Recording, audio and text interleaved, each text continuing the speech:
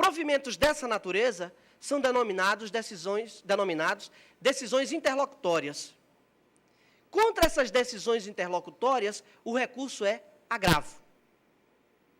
Bom, ao final do processo, quando o juiz vai dar a cada um o que é seu, dizer fulano tem direito, Beltrano não, ou o contrário, o juiz fará isso por sentença.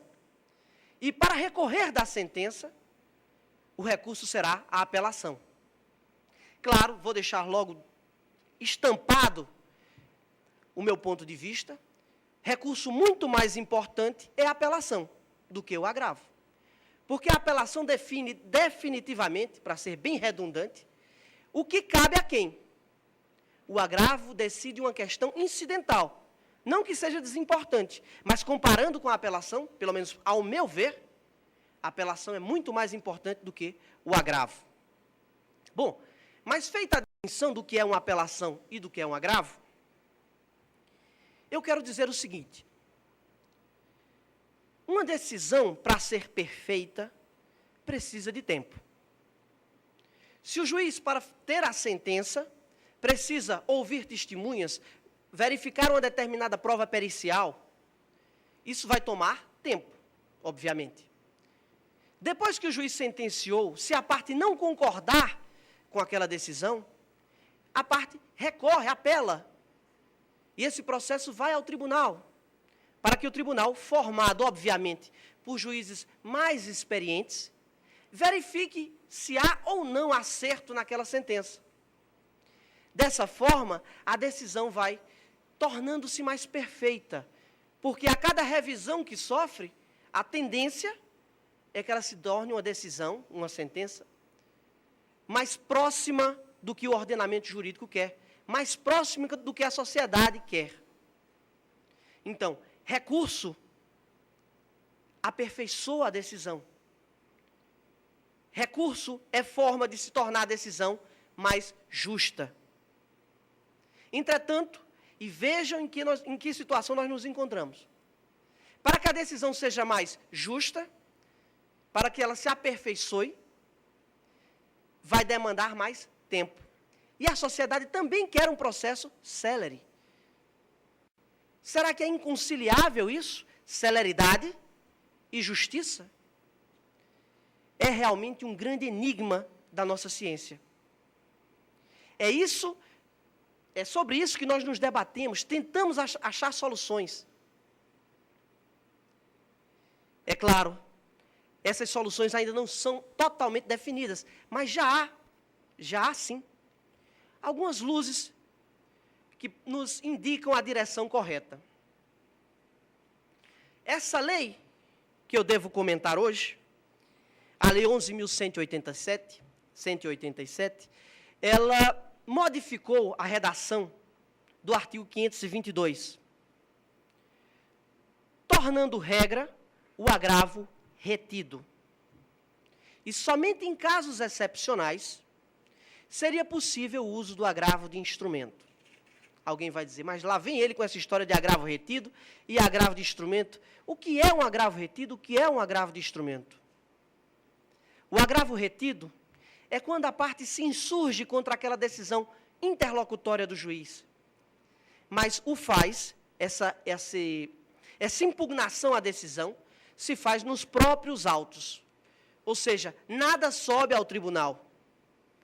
Fica no processo essa impugnação à decisão, esse recurso, até que, em momento posterior, quando houver o julgamento da apelação, o tribunal conheça esse recurso que ainda existe sobre uma decisão interlocutória.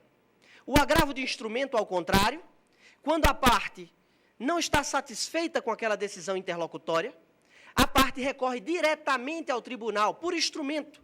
E o que significa esse termo, por instrumento? O instrumento aí quer dizer cópias de peças do processo que possam levar ao tribunal o pleno conhecimento da questão. Então, a parte tem, a princípio, duas opções. Ou agrava retidamente nos autos, o agravo retido, ou agrava por instrumento, dando entrada direto no tribunal. Antes dessa reforma, a regra era agravo de instrumento. E só em algumas situações era possível o manejo do agravo retido. Aliás, a princípio mesmo, só era, depois da reforma de 95, só era possível o agravo por instrumento. O agravo retido já surgiu a posteriori, depois da reforma de 95. Bom, mas por que essa discussão acerca de agravo retido, agravo de instrumento? Pelo motivo simples. A discussão gira em torno do tempo necessário para que se julgue um processo. Quando eu falo para que se julgue um processo, não é só para que se julgue o processo em primeira instância, para que o juiz sentencie. Não. É para que se chegue ao resultado final. Porque o que interessa à parte é o resultado final do processo. Não adianta dizer, olha, o juiz julgou procedente a sua ação, mas você ganhou, mas não levou, porque ainda tem recurso a ser examinado. O que interessa à parte é quando o processo termina definitivamente. E, quanto a isso, é realmente importante saber o número de agravos que existem, principalmente os agravos de instrumento. Por quê? Cada Câmara Civil é formada por 3 desembargadores. São juízes, como eu já disse, mais experientes, que, reunidos, decidem os recursos e representam dessa forma o tribunal. Quando o processo sobe para ser julgado no Tribunal de Justiça, por exemplo, será julgado não por todos os desembargadores, mas sim por uma Câmara composta por 3 desembargadores, obviamente juízes mais experientes, como eu já disse. Entretanto, essas câmaras cíveis, elas não julgam apenas, obviamente, as apelações. Elas julgam também os agravos. O nome desembargador decorre justamente disso. A sentença foi recorrida e cabia a ele desembargar, mostrar se a sentença tinha acerto ou não, e não tendo, corrigi-la.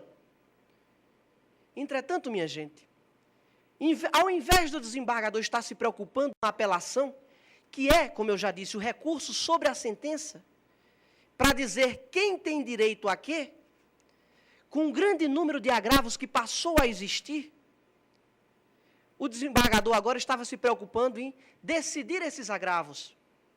Em vez de julgar uma apelação, ou seja, de entregar o provimento jurisdicional a quem merece, o desembargador estava decidindo uma questão interlocutória no processo. Cada agravo que se julga no tribunal é uma apelação a menos que se julga.